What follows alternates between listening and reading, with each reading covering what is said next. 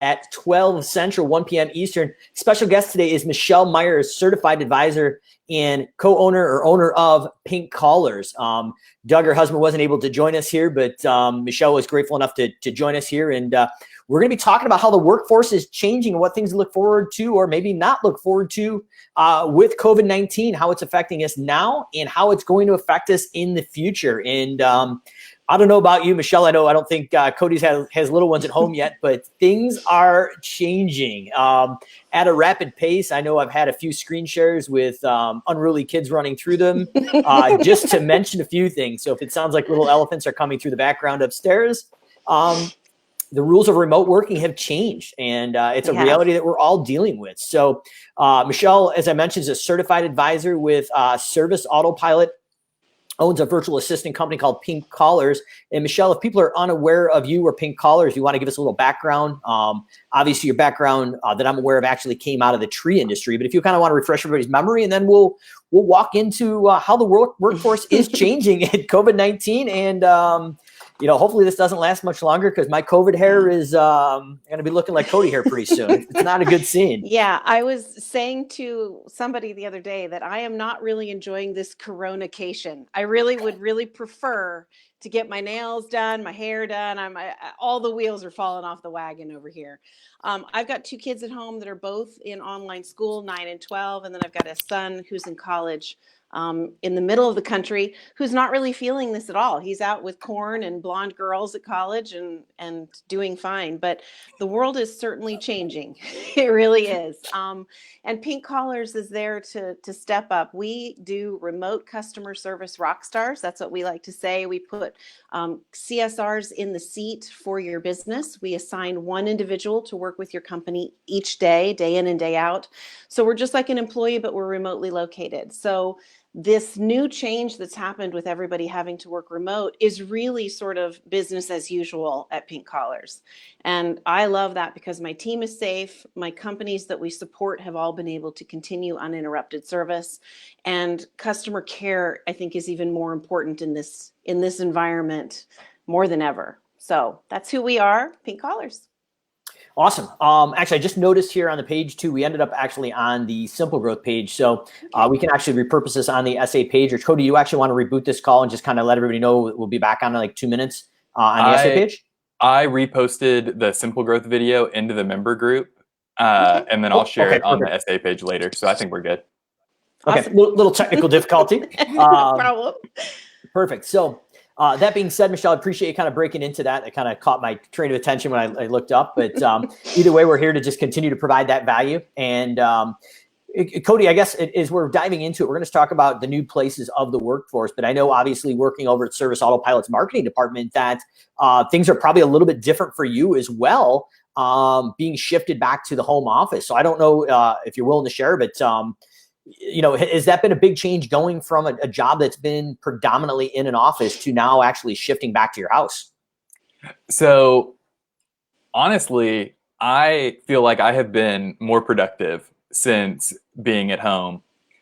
Part of that is that, everybody's having to produce video right now in like from a webcam or whatever that like takes a lot less setup time on my part to produce content.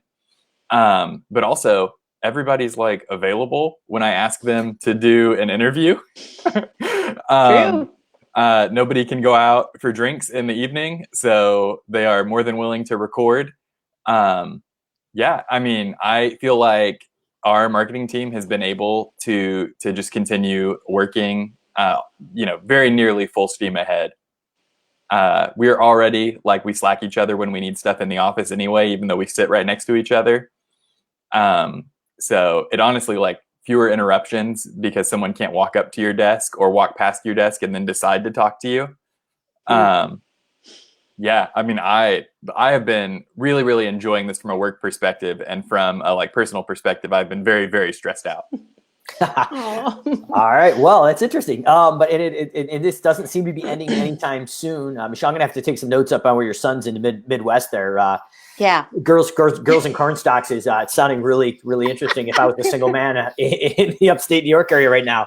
But as the new workplace rules are changing, there's 4 or 5 key things that we want to talk about. I know Forbes just released an article that Michelle's going to touch on, as well as her experience. But before we get into that, one thing that we are looking at here is contingency plans, and looking at with the new remote workforce, whether you're using a virtual assistant like Pink Collars as a certified advisor of SA, or how do we handle illnesses? How do we handle interruptions in technology? I know that my internet here at the home office has crashed at least 3 times. So I've got the Verizon hotspot here ready to go at a moment's notice, just to be able to continue the level of service we are with our clients. Because it is, I know at least Spectrum in this area is seeing surges of people on there that they're not used to, and literally the internet and the TV service is crashing, once or twice a day now. So hopefully it doesn't happen in the middle of this. But Michelle, do you have any? Because obviously this is a game that you've been playing for several years now, so this is old hat for you. But what kind of contingency plans would you recommend for a virtual assistant, or if somebody's taking their office and going remotely, far as technology, illness, and just customer service in general? Sure. Well, when we hire people in our firm, we make sure and test all of their internet capacity as part of their interview process. So if you are going to send someone at home, I would recommend that you do minimal speed testing and technology checks before you send them home. Have them go home and do that testing and make sure that they can receive the information online. All of our systems that we work on are cloud-based, but they all fall apart once we don't have internet. So having that speed and understanding of the capacity of that particular home environment is super important. So we always test that. We have a voice over IP phone system that we can always forward to people's cell phones in the interruption, if there is an interruption in service. So if their home office does go down, all they do is send a message on Slack on their cell phone, because they'll generally have cell phone service, and we can actually move those customers' phones to their cell phone in the interim. This happens very rarely, but it's important to kind of know how to pivot quickly, because you don't want to miss any interactions with your customers. In addition to that, the way we've structured our team is the team lead is above all of the team members in taking care of our customers, our clients. And should a team member be sick or have some sort of a technical issue, the team lead actually takes those phones before we use the cell phones. So cell phones is kind of the second line of defense. But it's important to understand kind of what those systems are within your remote team member that you're working with, so that you understand, because things will go wrong. I mean, it is life. Systems will crash, computers will crash, internet will go down. And you just have to be prepared for all of those ways through issues like that. Okay, beautiful. Great feedback there. So next thing is, so with COVID-19 and everything that's happening, the use of technology, you've kind of hit now redundancy and backup of technology, but going down kind of the big 3 or 4 that are shifting is really technology, culture, empathy, and is this new remote workplace a thing of just the short term or the future? We're going to kind of dial into each one of those if possible. Yeah. First question for you really is technology. Mm-hmm. What technology is changing in this ecosystem, and is it going to be technology that's going to probably be adapted in the future as well, or is this just in the short term? I mean, I personally see this as a long-term solution for most companies. I think most companies have been forced into doing remote work, and they've had to really play catch up on the systems. They didn't have them in place. Service Autopilot works on Slack just like we do, so they already had that system going forward for their inter-office communication, which I can not tell you enough fantastic things about Slack. We put all of our team members and every one of the clients that we serve on Slack with us. So I have an environment that has hundreds of channels and hundreds of members. And being able to have guys in the field take before and after pictures, being able to have, commercial cleaning companies take before and after shots of check-in and check-out and put those videos on Slack, just again takes the friction out of all the communication back to the office. So we really rely on video and audio messages a lot when we don't get to have that face-to-face interaction.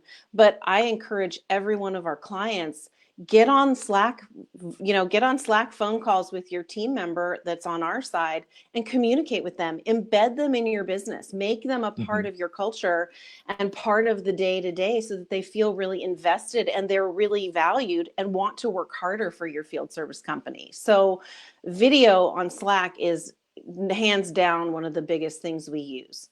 And then audio. Guys do a lot of audio messaging. A lot of our clients are on the road and driving to and from sites. And the ability for them to quickly just turn their iPhone on, throw a quick message about all of the data that's in their mind for the day that we need to attend to is incredibly helpful. If I make them stop their truck and type, they're not going to use that platform. They're going to be frustrated. But then we have some folks that love to text. So giving people those different opportunities to communicate is massively important. We use Trello in addition to that. So we like to call Trello kind of the repository of all of the information of a client. And so if you were to hire me as an office person, you'd probably bring me to an office like this with a big whiteboard, kind of like what's behind me here.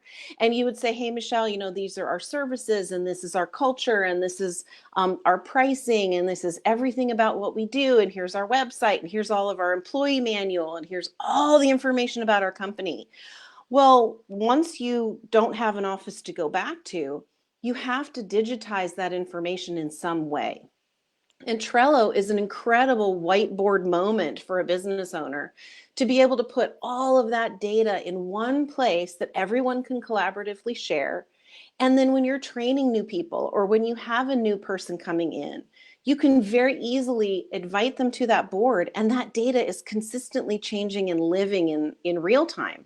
And having that backup for the owner gives them an incredible understanding that we are embedded in their business, we care, we're looking at that snapshot every single day, and it's collaborative. So if something happens and they need to change a service item or add something, that's happening in the cleaning all the time.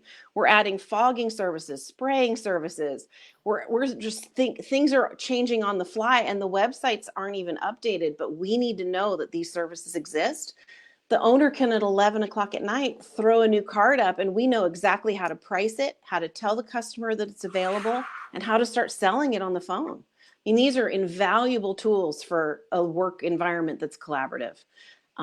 So I highly recommend Slack. Trello's free. You can't beat the price. I would say that every owner needs to have a Trello account, every business owner, and that engaging in those two ways, kind of big picture on the Trello, kind of your whiteboard moments, and then small day-to-day operational on Slack. I think with those two, you've got kind of a power punch that you can't be beat. You can really connect people in those two ways. Awesome advice. I know just some of the interactions that we had here at Simple Growth, we're all remote. We've got people in Canada working for us. We've got North Carolina. I'm in New York. The core group's here. Sure. We've got other people out in the Midwest actually that do a lot of our bots. And a lot of times we're so used to it that we don't necessarily use that technology. But recently we've been talking about it so much that I've actually encouraged, if not pretty much made it mandatory, to actually have webcams on. Yeah. And that actually the last couple of days has been really interesting because it felt like it created that personal connection again. And it was like being with people. I mean, I've got everybody in the house, but I almost feel isolated because it's not my normal thing with everybody here working from home or my remote or my regular office as well, because you kind of get that social interaction. Cody, do you have any thoughts on technology or anything that you guys are seeing or yourself right now that you'd add to that? And then after that, we're kind of going to dive into culture. Yeah. So I had a few thoughts on Trello because I love Trello and I have been trying to force it to be used on our marketing team for the last couple of years. And when we were first talking about going remote, I went to Patrick, our director of marketing, and was like, hey, I want to recreate our entire Scrum board that's on like a 4x8 whiteboard in our office. I want to recreate that in Trello and we can use that to go remote. And we've been doing our Scrum meetings every morning using a Trello board. And the other thing, like I use Trello to run our entire video pipeline at SA. And I have a free account right now, but I'm like dancing on the edge of upgrading to get some more automations built into my Trello board. Because you can, like when you add a card to a particular column, you can have it dump a checklist into that card. Yeah, and it's it is awesome. so nice. Yeah. So Yeah. like Trello is a very open-ended platform, very similar to how Service Autopilot is so customizable to your business. Trello is right there, and I cannot say enough good things about Trello. Awesome.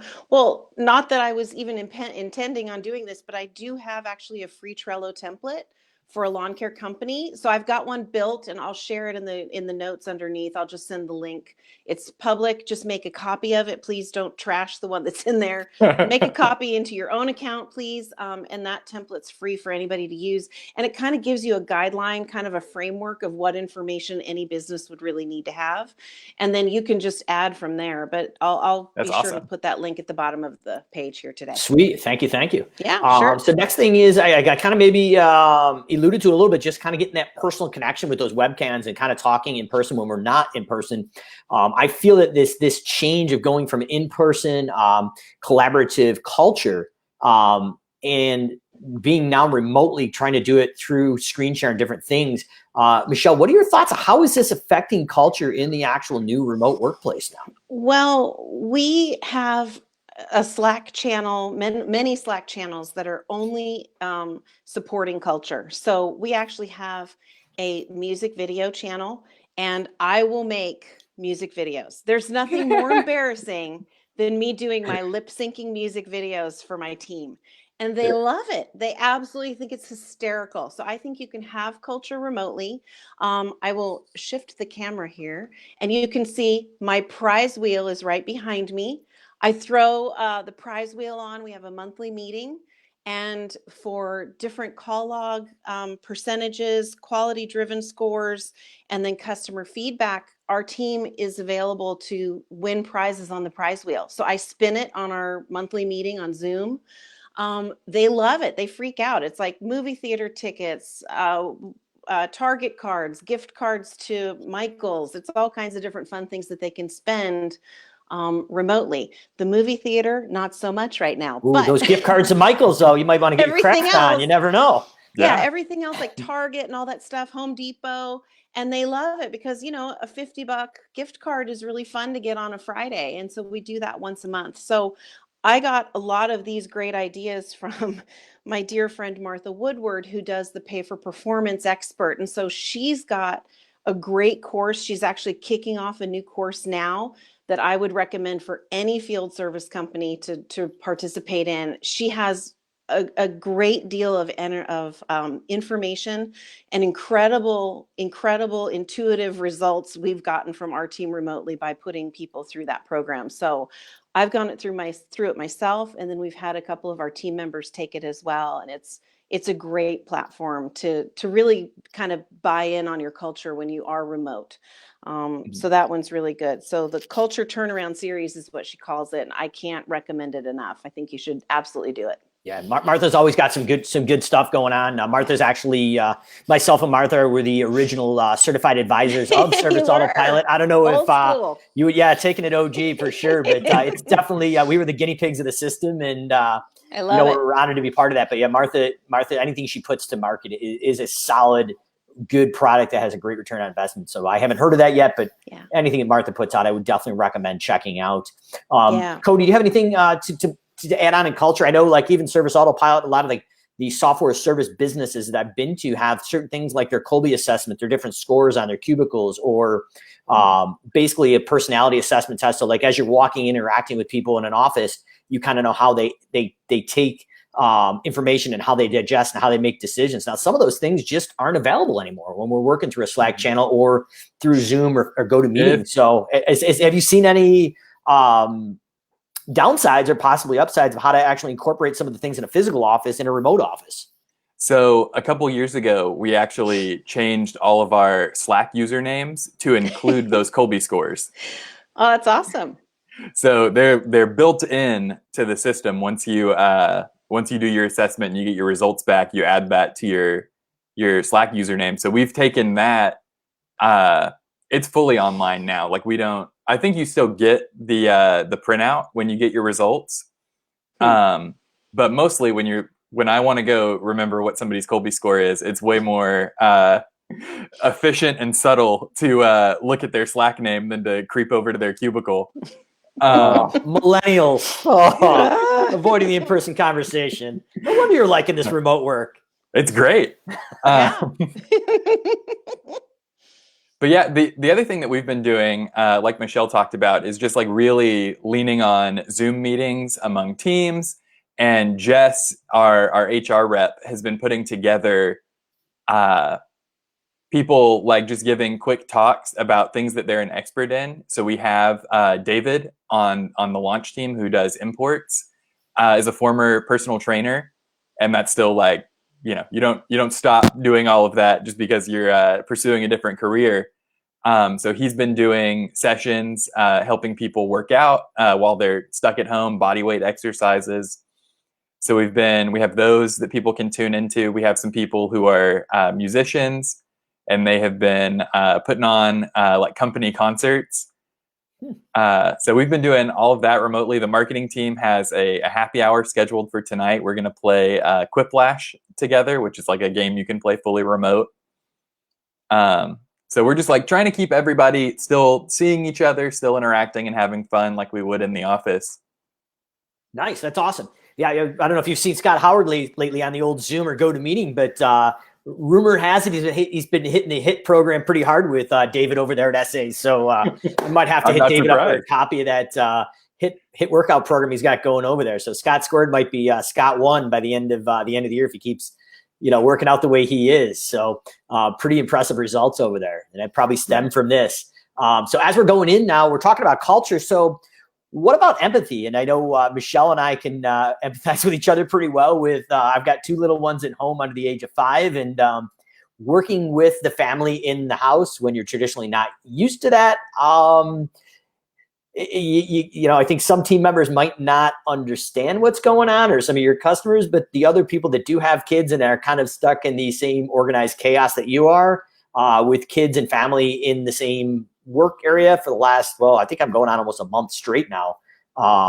It can be a bit stressful, and obviously the family unit supports you the best they can and you support them. But Michelle, what would you think as far as empathy? Like, is this going to continue as a good thing for remote work teams? And then maybe eventually when we get back to a normal thing where we're maybe not working remotely as much, but there may be some empathy around people having kids and families, and maybe that work-life balance is going to be re-examined. I'm thinking, at least in my scenario, our passion and mission over here at Simple Growth is to help small business owners take their life back from their business. And that was one of the things originally in my business, that my business owned my life and ended up causing divorce. So work-life balance is always at top of frame of mind for me. But I know if that hadn't happened to me, I probably would not be as, let's say, considerate when we had other employees with kids and baseball games and everything else that are in the middle of the workday possibly. So what's your thoughts on this, Michelle?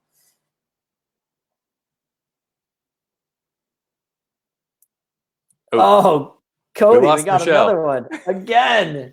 All right, I think it's BeLive's fault now. It may be. If I can just talk about this for 1 second, because I realized when I was talking about how much more productive I've been working from home and the removal of distractions, and people don't walk past your desk and try to start up a conversation, I realized that, like, if I had a kid, they would be the person wandering past my desk, hitting up a conversation. So yeah, I mean, that was just a big blind spot for me because it's not part of my life yet. Michelle, are you back? Michelle has left the building and she is now back in the building. Can we get some audio maybe? No. Well, we lost our expert. It's all right. I think we can handle this. At least we can hear Cody now. Michelle, if you want to hop back in and just retry your headset, but either way, we'll keep rolling here. SA Weekly Talk Show. Like we said, we've got some technology and redundancy backups here. Cody and I are back in the co-pilot and pilot seat here for the intern for a few minutes until Michelle gets back. But I guess empathy is definitely something that we want to take a look at. I think if we haven't built it into our culture, we need to.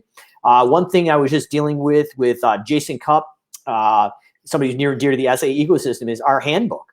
And there is certain things along with empathy, but now there are new rules of the game, depending where you're at in the state or country, that you have to actually, there's new rules and legislations of working around kids and illnesses and COVID-19. So those are things that we need to look at and have an understanding of what our workforce is going through and be able to adapt to it, to basically work together as a team as we're all dealing these tough times. So Cody, you kind of alluded to it. Do you have anything to add to that far as having empathy if maybe you have some folks that are working remotely or have kids or different things like that that could be affecting their ability to work during these normal work hours?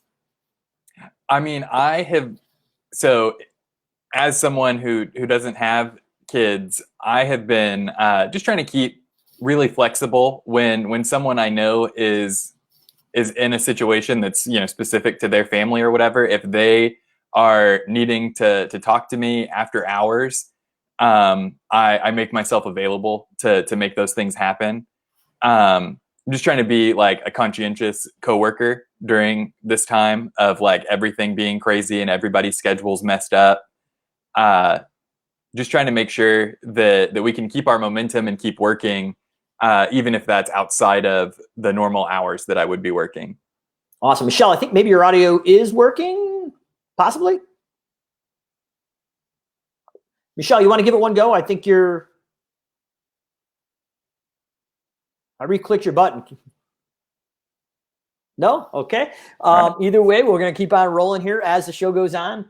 So outside of empathy, the next thing we're talking about is remote work. Is this the new normal or is it something temporary? And I guess I'll kind of put my thoughts on it here. If Michelle can chime in, I think I've got her microphone back up and running, but the idea, at least in my scenario or my assumption, this is that the service industry may be changing from this. I don't think we're ever going to go from what is normal before this to back to that normal, where I think a service that a certified advisor Michelle offers here at Pink Collars is going to become a bit of the norm, because a virtual assistant is going to have the ability and already pre-built systems in place to handle illness, technology, and buffers, and be able to do that.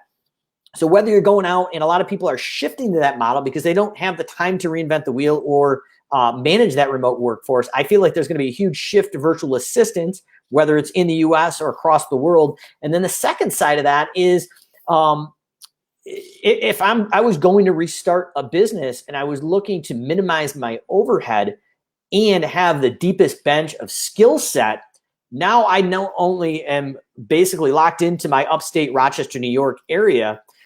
So with my business, Simple Growth, I've kind of alluded to this earlier, that we've actually gone out and been able to take an international pool of people and go out and find the most highly qualified applicants to handle that job in the best cultural fit. So now with this kind of new reality of a remote worker, we can go out and tap the whole entire country, the whole entire world for the best workers, the best cultural fit and skill set.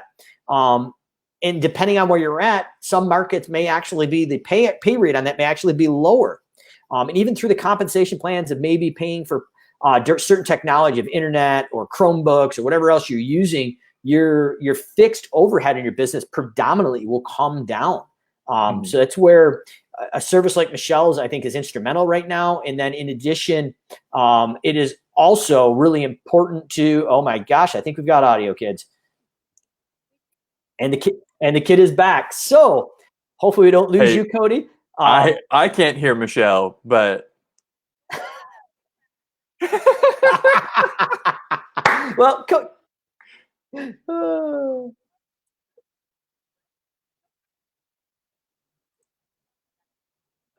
all right, so let's see what happens here. Now Cody can, I believe, hear her. Can you hear her, Cody? Beautiful. yes, I can. This is amazing. Awesome. So we love automating. We love replication. I mean, she has automated herself here. This is Close me out. Come on, guys. Michelle in stereo. Come on, and that's enough. It's enough. You play your pay now. Let's go. I am. Terrible. Oh, I love it. So Michelle, I know we missed you there on a little bit of the culture, but far as our empathy, but do you have any thoughts on empathy? And my hair looks good too. Thank you. You know, I do have thoughts on empathy. And I think that I started working remotely as a result of the 2009-2010 crash. So when I started, I was absolutely dug in on the fact that I wanted to be a parent first. That was my number one goal, to start working remotely. I had an older son who's now in college. I just mentioned him, and I had a daughter, and I did not want to put her in daycare. I wanted to be at home with her. I wanted to create something that I could do that could fulfill my role as a wife and a mother and all of those great things. And that was really my focus. And it's interesting now that I feel that all of us have been at home, and all of us have been with kids, and all of us have been trapped with our significant other. I think we're going to have a lot more understanding of people that are making that choice in the future. And if that becomes something that's even more supported, I think that a lot of families and children and women and a lot of people will really benefit from that. So if I see something as a silver lining in this entire thing, I hope that the culture shifts just a little bit so that we're a little bit more empathetic about people that choose to work from home, and that they're valued and important. I mean, I've heard it maybe 10 times in the last couple of weeks. Oh my gosh, I'm so glad we have you guys, and that you're home and you're healthy and the office is still running and I don't have to think about it, because I'm dealing with how to send 4 guys in a truck in 3 different vehicles. I'm trying to figure out that stuff. I'm trying to figure out safety precautions for my field staff, and I don't have to worry about you guys. It's like one less headache, right? Yeah. And so I think that if we get a little bit of a win in that area, I think it would be really good. So huge. Couldn't agree with you Yeah. more. And I guess as you're resetting your technology there, we kind of started to touch on the remote work scenario. And is it going to be the norm moving forward, or is it just something temporary? What are your kind of your thoughts on that? And how is this shift? My opinion is it's not going to go back ever the way it was. I don't think it'll go back. I think it will shift. It will stay this way for a lot of reasons. I think that people will now understand that it's possible. So the barrier to entry and all of the reasons why it doesn't work are going to be gone, because now they were forced to do it, right? I think that paying for commercial real estate will be something that will be an option now instead of a necessity of your business, right? I know a lot of guys that we work in lawn care and tree work, especially guys that have a lot of equipment. The yard or the place that they store their equipment sometimes isn't super cush and awesome. And a lot of people don't really want to work there. No offense, guys. I love you. Michelle, are you picking on the mini stores you used to run 20 crews out of? That crew is strong. That is a strong crew. Okay. I feel like she's taking some shots after we had doubled up her camera. But I'm telling you, I think that people have felt almost pushed into purchasing commercial real estate or moving into an office because that's just how it's quote unquote done. I think that people will let this time be a little bit more creative, and they'll say, maybe it's not necessary that I have this office anymore. Maybe I don't need to spend this overhead. Maybe I can cut those costs, put the yard back where it was, or maybe put the guys back where they were and have them just come from their home. And maybe it all works really well. And maybe I save a little bit of money in the process. I mean, I think that people are going to think a little bit differently. And that's going to be interesting to watch too. So I think it's going to be permanent. Awesome. Yeah, I think some people will go back, but I think that some will probably not. It's a big shift. And I think a lot of this, like you said, if there's a silver lining, that there's a lot of good that's going to come out of this. And I think it's just going to be good for everybody, as long as, hopefully we get through this. And we talked about it yesterday. We had Callahan's Corner at Brian Ring out of Minnesota with Ring Lawn Care.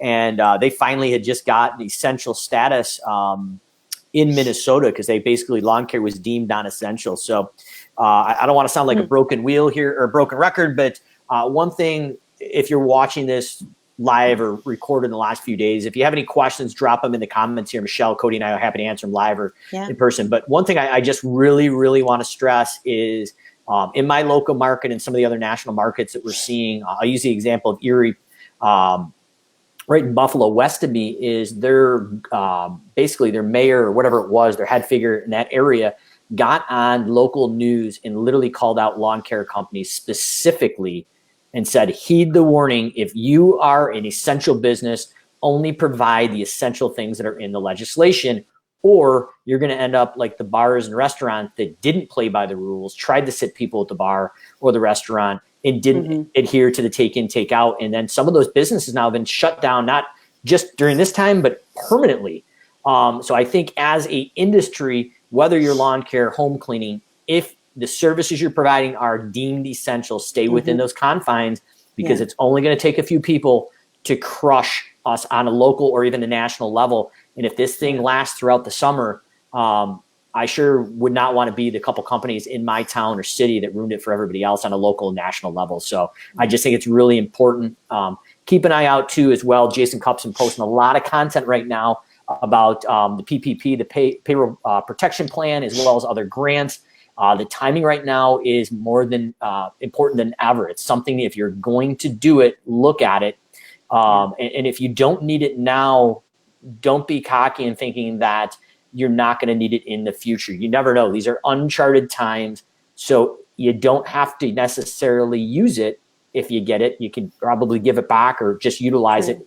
But if you don't line those resources up while they're still shortly available, another 3 to 6 months from now, you may be kicking yourself. So I would obviously get with a consultant or somebody, your banker, understand the payback. If it's going to be basically passed off where you don't have to pay it, or it's something you're going to have to be paid off. So if there's forgiveness or not, and then can you get some of these funds? And if you do at some point don't need them, can you just give them back and be forgiven for it? So it's there's a lot of things going on right now, a lot of uncertainty. I think that our ecosystem here at Service Autopilot, amongst yourself and Martha, and some of the other Facebook groups that you guys are breaking out, are great for support and acknowledgement. But my root of encouragement is stick by the rules, don't bend them. The short-term profit is not going to be worth the long-term pain and suffering that you may cause yourself or your industry. And Michelle, I can't thank you enough for coming on, even through the technology difficulties. Hopefully this lifts up sooner than later.